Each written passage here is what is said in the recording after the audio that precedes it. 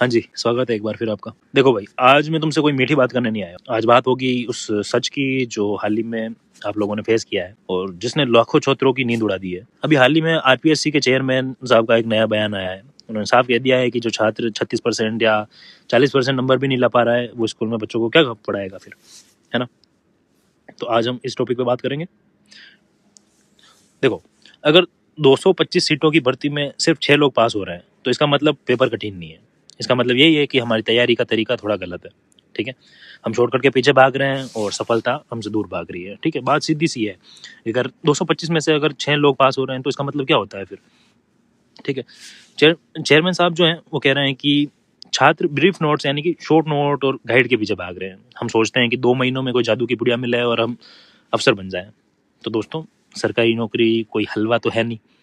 जो बंदा 30-35 साल सोचो कि सिस्टम चलाएगा, उसे विषय की गहराई तो पता होनी चाहिए, नहीं होनी चाहिए।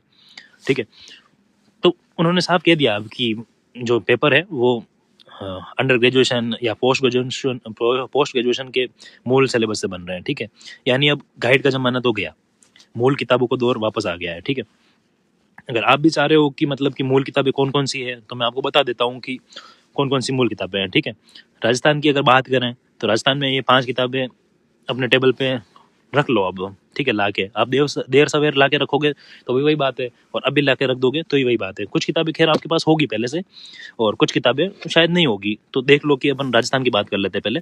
तो राजस्थान में सबसे पहली जो किताब है वो है राजस्थान का इतिहास, संस्कृति और परंपरा और विरासत। ठीक है, डॉक्टर हुकमचंद जैन और नारायण लाल माली की किताब है। अगर इसको पढ़ लिया तो राजस्थान की विरासत तुम्हारे रग रग में दौड़ेगी। ठीक है, अब नेक्स्ट किताब है कि भूगोल, राजस्थान का भूगोल। ठीक है, तो हरिमोहन सक्सेना जी की ये किताब है। इस किताब के बिना राजस्थान भूगोल को समझना मतलब यूँ समझ लो कि नामुमकिन ही है। बाकी तुम नोट्स के पीछे भागो तो भाई यार तुम्हारी वो इच्छा है। ठीक है, बात करें अब राजस्थान प्रशासनिक और राजनीति व्यवस्था की। ठीक है, तो डॉक्टर जनक सिंह मीणा की ये जो किताब है, ठीक है, बहुत सही किताब है। नियमों की बारीकियां यहाँ से बहुत जल्दी समझ में आ जाएगी आपको। ठीक है, और हिंदी व्याकरण के लिए ये है ही है राजस्थान हिंदी ग्रंथ अकादमी की पुस्तक, राजेंद्र कुमार सिंघवी सर की। ठीक है, और बाकी ये नहीं तो फिर कक्षा 8 से 12 कक्षा 8 से 12 जो नवीन हिंदी व्याकरण आती है वो कर लो, वो आपका लगभग सारा सिलेबस कवर कर लेगी। ठीक है, और जो मेरे दोस्त लोग हैं वो जो इंडिया लेवल के भी चाहते हैं कि उनकी भी किताबें भी बता दूं, तो ये 5 किताबें जो हैं इंडिया लेवल की भी ध्यान में रखो।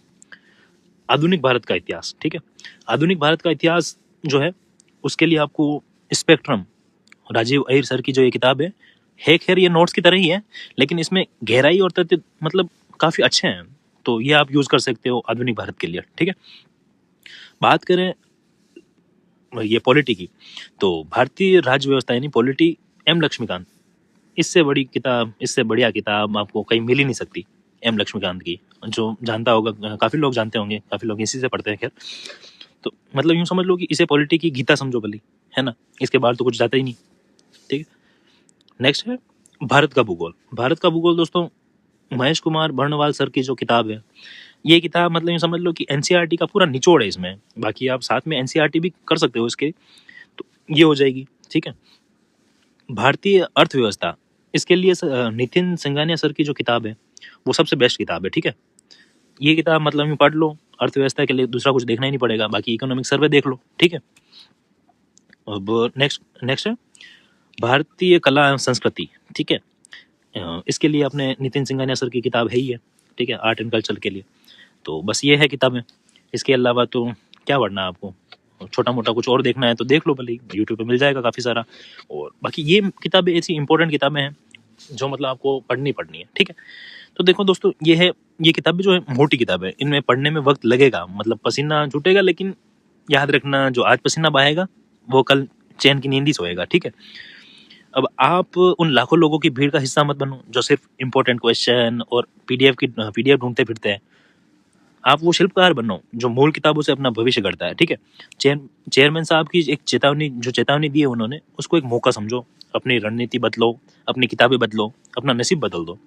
ठीक है, तो यही थी किताबें। तो आप लोग अगर तैयार हो इन असली किताबों से दोस्ती करने के लिए, तो मुझे कमेंट में ज़रूर बताना कि आज आपकी टेबल पे कौन सी किताब होगी और किससे आप पढ़ना स्टार्ट करोगे। ठीक है, तो बस यही कहना चाहूँगा दोस्तों मैं कि शॉर्ट नोट के पीछे इसके पीछे मत भागो। और बाकी आपकी क्या राय है मुझे कमेंट में ज़रूर बता दो कि ये फैसला सही है या नहीं है, ठीक है।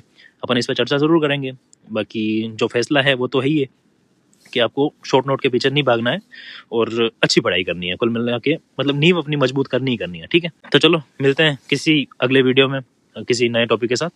जय हिंद, जय भारत।